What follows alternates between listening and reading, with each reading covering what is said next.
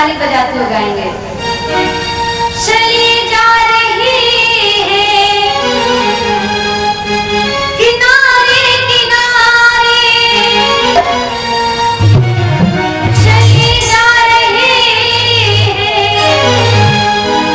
किनारे किनारे,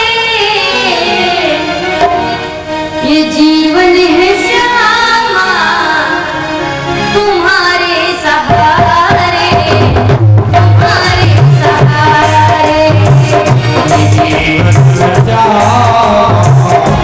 मेरे सहारे, मेरे सहारे, चले आगे किनारे किनारे, चले आगे किनारे किनारे,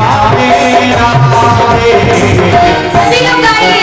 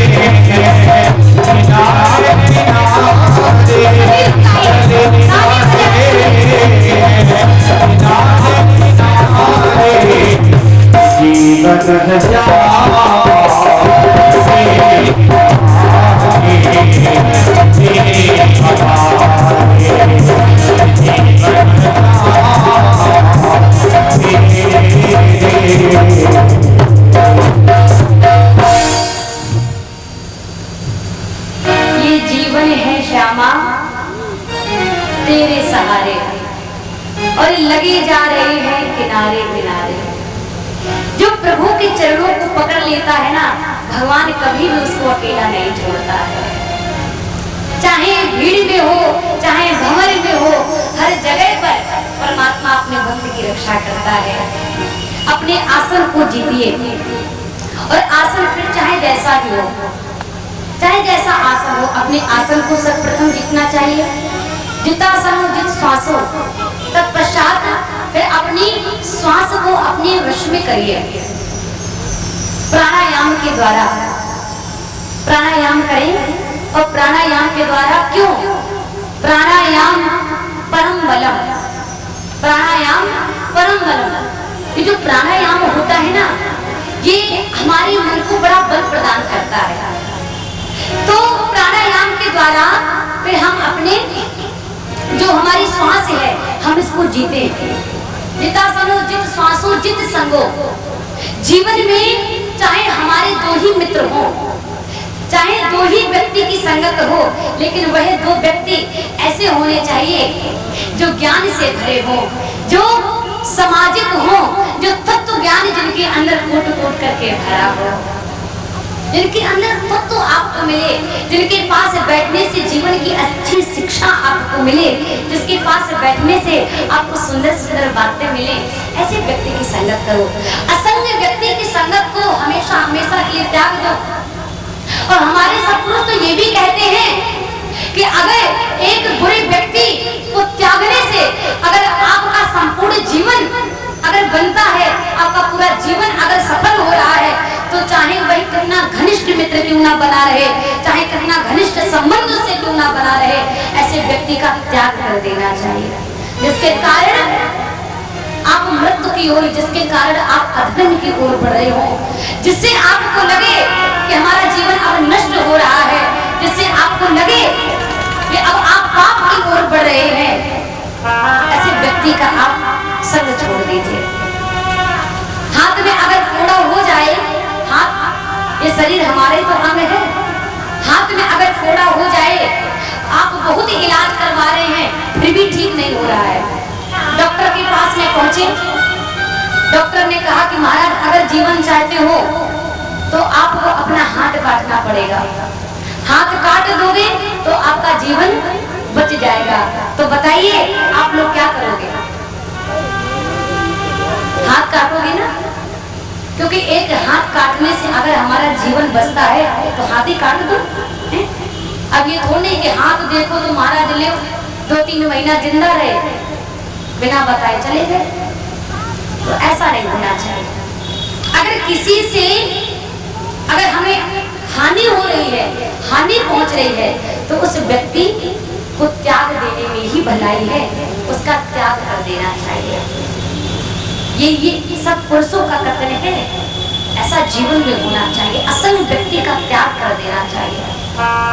सुखदेव जी महाराज कह रहे हैं मन कैसा हो, हमारा मन हम पर विजय प्राप्त ना करे, हम पर अपना हुक्म ना चलाए, ऐसा हमारे अंदर प्रताप होना चाहिए, ऐसे अखंड तपस्या होनी चाहिए कि हम अपने वश को, अपने मन को अपने वश में कर ले। हम जैसा कहें वैसा ही मन नाच नाचे, वैसा ही अपने मन को नाच नचाए। लेकिन आजकल ऐसा बहुत कम हो रहा है, हम मन को तो कम नचा पा रहे हैं, मन हमें खूब नचा रहा है, खूब नचा रहा है। कभी इधर नचाया है, और जिनकी नई नई शादी होती है ससुराल में खूब नाचते हैं वो, हाँ ससुराल में खूब नाचते हैं। अब नई नई शादी हुई तो महाराज है तो कहते ये मन ही तो है कि मन लागो मोरो राम फकीरी में। ये मन जब फकीरी में संतों के साथ में लग जाता है ना, तो क्या होता है? कल्याण होता है। श्री परीक्षित जी महाराज ने कहा हर जगह प्रभु का दर्शन करो, हर जगह प्रभु का दर्शन करो। जो भगवान का भक्त होता है वही यह सोच करके हर जगह प्रणाम करता है कि पूरे विश्व को, पूरे संसार को परमात्मा ने बनाया है। और जो ज्ञानी होता है वह सिर्फ भगवान को ही प्रणाम करता है, यह सोच करके कि उसने संसार को बनाया है। तो वो सिर्फ भगवान को प्रणाम करता है, लेकिन भक्त कड़ में भगवान को देखता है, कड़ में प्रणाम करता है। ऐसा हमारा भाव होना चाहिए। स्थूली रूपम भगवता, हर जगह हमें भगवान का दर्शन करना चाहिए। परीक्षित जी महाराज ने सृष्टि वर्णन पूछा।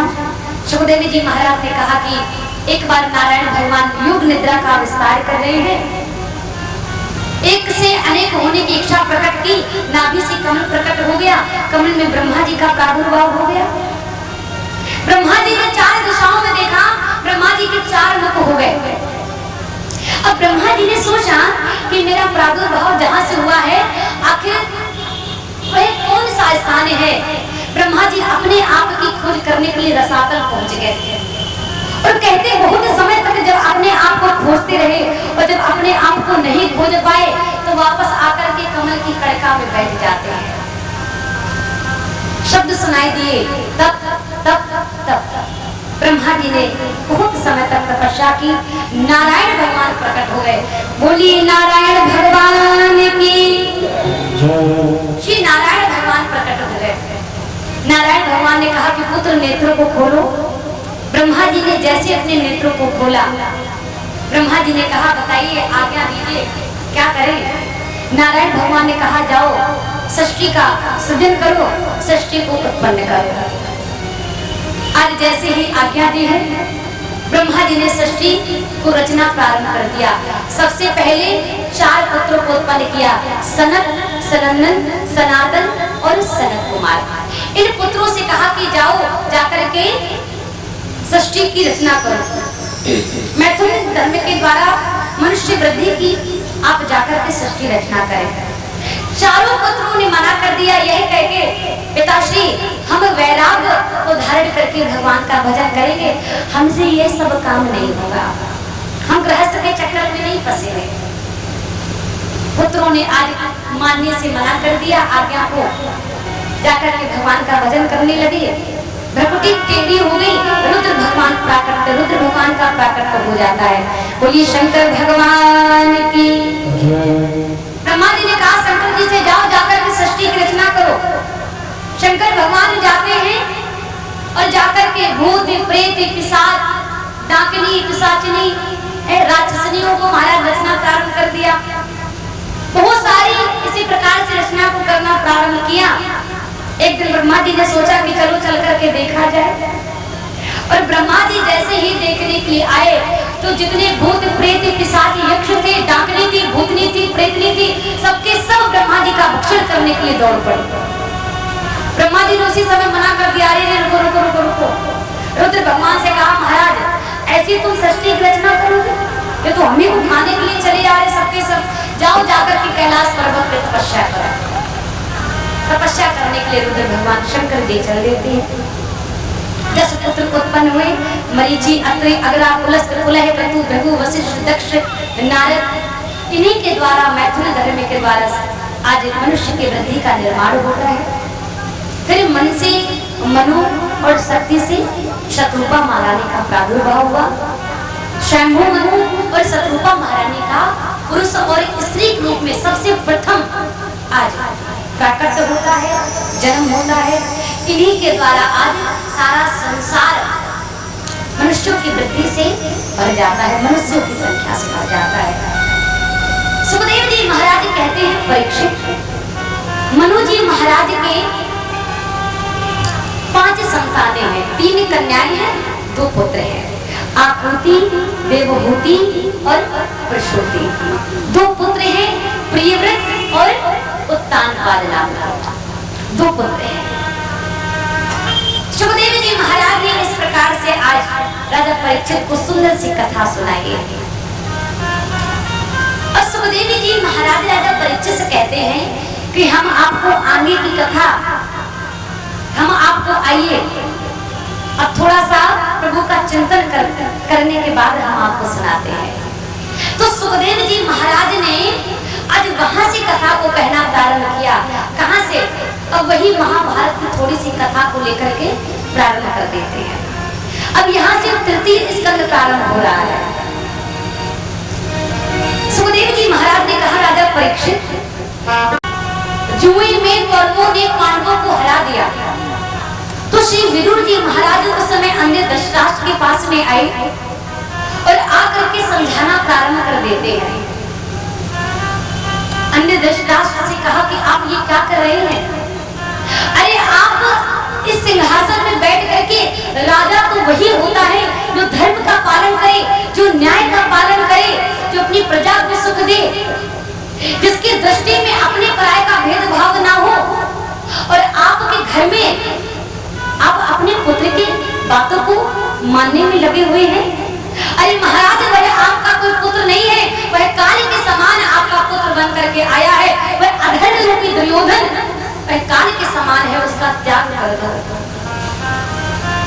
और जैसे यह बात शकुनी मामा ने सुनी, शकुनी मामा ने दौड़ करके जाकर के दुर्योधन को बताई। दुर्योधन से कहा, अरे दुर्योधन देख, तू यहाँ बैठा है और वही विदुर तुम्हारे प्रति तुम्हारे पिता के कानों को भड़काने में लगा हुआ है। दुर्योधन तो महाराज बहुत बुरा है, सभी लोग जानते हैं, बड़ी बुरा स्वभाव का है। दुर्योधन इतना बुरा है कि कहते हैं कि जिस समय महाभारत का युद्ध हो रहा था, जिस समय महाभारत का युद्ध हो रहा था, तो कहते हैं, देखिए 4 चीजों को मैं आपको एक सुंदर सी बात आपको बताना चाहती हूँ। जीवन में माताओं को और भक्तों को 4 बातों का विशेष ध्यान रखना चाहिए। बुरी व्यक्ति की संगत को कभी धारण ना करें, मैं बार बार कहती हूँ, बुरे व्यक्ति की संगत को धारण ना करें और बुरे व्यक्ति को कभी अपने पास भटकने भी ना दें। दुर्योधन इतना बुरा था, इतना बुरा था, कहते हैं एक बार भीष्म पितामह के पास में एक बार भीष्म पितामह बैठे हुए थे, तो दुर्योधन हमेशा हमेशा ये विचार करता था कि किसी तरीके से पांडवों को समाप्त कर दिया जाए, लेकिन पांडव तो मर ही नहीं रहे थे, पांडव मर ही नहीं रहे थे। तो एक बार शकुनी दुर्योधन के पास में आई, शकुनी मामा। तो दुर्योधन ने पूछा कि मामा एक बात बताओ, मैं इतना प्रयास करता हूँ कि 5 पांडव मर जाएं, लेकिन पांडव तो मरते ही नहीं है, कारण क्या है? शकुनी मामा ने कहा कि अरे दुर्योधन, तुझे पता है? कहा क्या? कहा कि क्यों पांडव नहीं मर रहे हैं, अर्जुन क्यों नहीं मर रहा है, कुछ पता है? इसलिए नहीं मर रहा है, अगर पितामह भीष्म चाहे तो 2 क्षण भी ना लगे और अर्जुन समाप्त हो जाएगा, लेकिन पितामह भीष्म ऐसा चाहते ही नहीं है। पितामह भीष्म नहीं चाह रहे हैं, तभी तो ऐसा हो नहीं रहा है। कहा क्यों? कहा कि जिस समय पितामह भीष्म भोजन करते हैं ना, तो पर्दे के अंदर बैठ करके भोजन करते हैं। मैं आप लोगों को एक बात समझाना चाहती हूँ, माताओं को विशेषकर, कि 4 चीजें अगर पर्दे में रहे ना, तो जीवन बड़ा ही निर्मल रहता है, जीवन बड़ा ही सुंदर रहता है, जीवन बड़ा कल्याण भी रहता है। 4 चीजों को हमेशा पर्दे में रहना चाहिए। सबसे पहला भोजन, क्या? भोजन। दूसरा भजन, क्या? भजन, है ना? पहला भोजन, दूसरा भजन, तीसरा धन और चौथा नारी। क्या? नारी। नारी जब तक पर्दे में रहती है तब तक बड़ी ही सुंदर लगती है, और नारी जब पर्दे से जब बाहर हो जाती है तो महाभारत खड़ी हो जाती है? लेकिन ये जो महाभारत वाला प्रसंग है, ये थोड़ा सा अलग है। मेरे कहने का तात्पर्य ये है कि माताओं को हमेशा हमेशा एक मर्यादा में रहना चाहिए। भोजन भी जब आप करें तो भोजन कभी भी किसी के सामने नहीं किया जाता है। अगर हम किसी के सामने भोजन करते हैं तो वो भोजन अशुभ माना जाता है। भोजन कभी भी किसी के सामने नहीं करना चाहिए। पता नहीं किसकी कैसी नजर हो, किसकी कैसी दृष्टि हो, आपके अगर भोजन पर पड़ती है किसी की दृष्टि, तो आपकी बुद्धि को भ्रष्ट करती है। हमेशा एक बात मेरी याद रखिए, भोजन जब भी करें तो भोजन आप पर्दे में बैठ करके करें, कोई देख ना पाए, ऐसा भोजन करना चाहिए।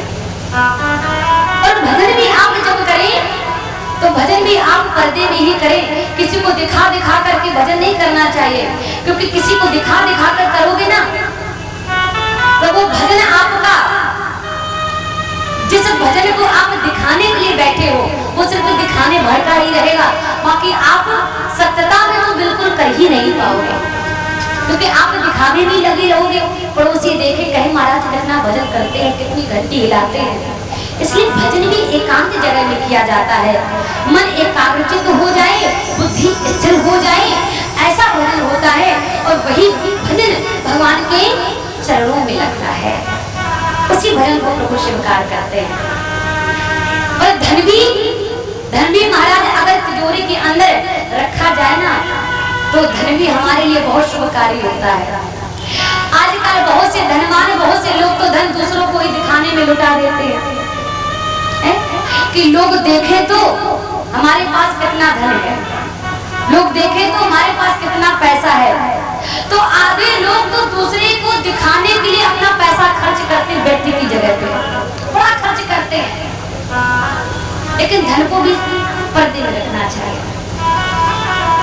सबरी ने कहा दुर्योधन से कि दुर्योधन भीष्म पितामह चाहे तो अर्जुन 2 पल में समाप्त हो सकता है।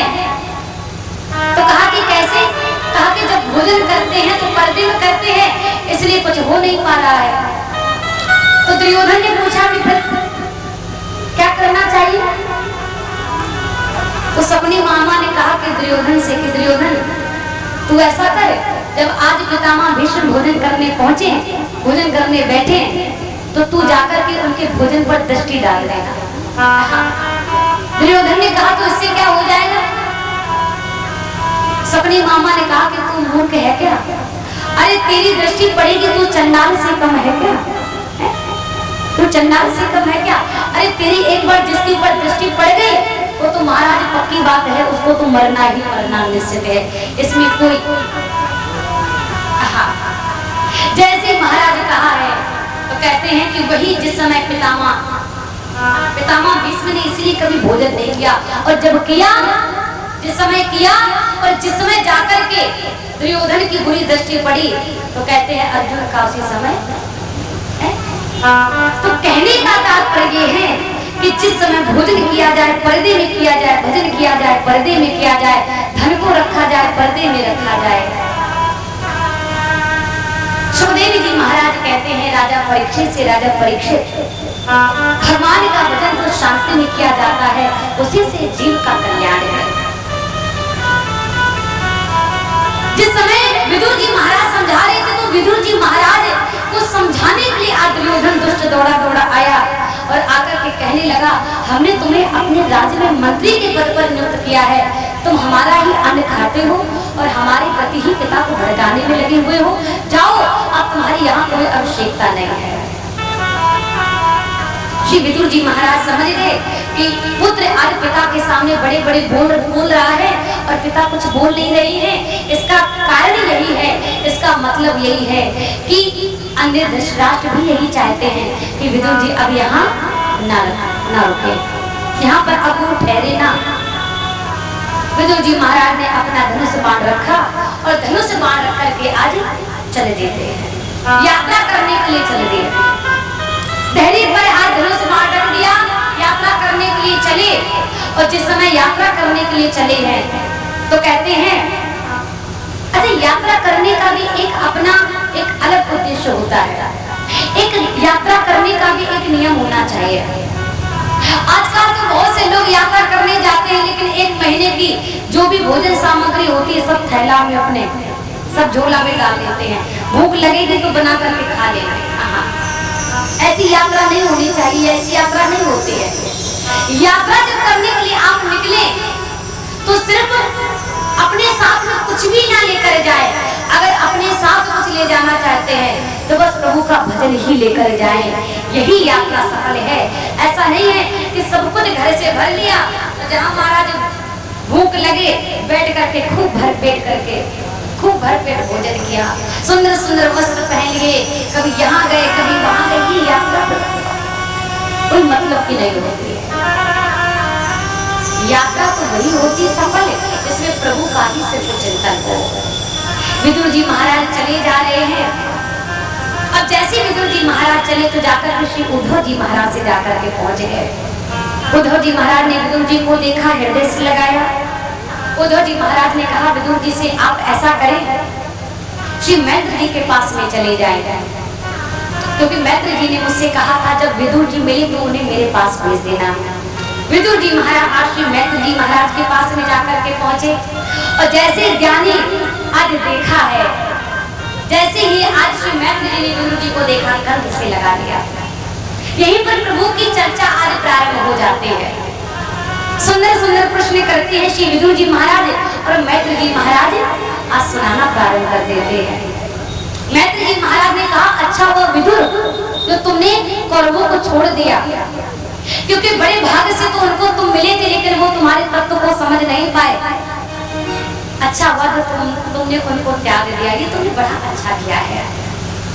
यहाँ सुखदेव जी महाराज राजा परीक्षित को कथा सुनाते हैं और श्री मैत्र जी महाराज श्री विदुर जी महाराज को भगवान की बाल लीलाओं का आज रसपान कराते हैं। सुंदर सुंदर बाल लीलाओं का वर्णन हुआ। सुखदेव जी महाराज से परीक्षित जी महाराज ने प्रश्न किया, भगवान जिस समय सतरूपा महारानी और स्वयंभू मनु का प्रादुर्भाव हुआ तो फिर इसके बाद में क्या हुआ? मनु जी महाराज ने देखा पृथ्वी तो है नहीं, तो उसी समय मनु जी महाराज ने ब्रह्मा जी से कहा कि पिताश्री पृथ्वी तो है नहीं। उसी समय आज नाक से एक छींक आई, एक पुत्र देखते देखते आज प्रकट हो गया, उत्पन्न हो गया और विराट शरीर धारण कर गया। बोलिए बारे भगवान की, बारे भगवान के रूप में आज प्रकट हो गए और जाकर के आज समुद्र के जल में छलांग लगाते। नीचे जल में जैसे जाकर के पहुंचे तो देखा है एक दैत्य है हिरण्याक्ष नाम का, पृथ्वी को लेकर के आज टोल रहा था। भगवान जी पहुंचे तो भगवान को देख करके दैत्य हिरण्याक्ष आज भगवान को ललकारना प्रारंभ कर देता है। अरे अगर तेरे पास में बल है तो मुझसे दो करके दिखा तो मैं जानूं।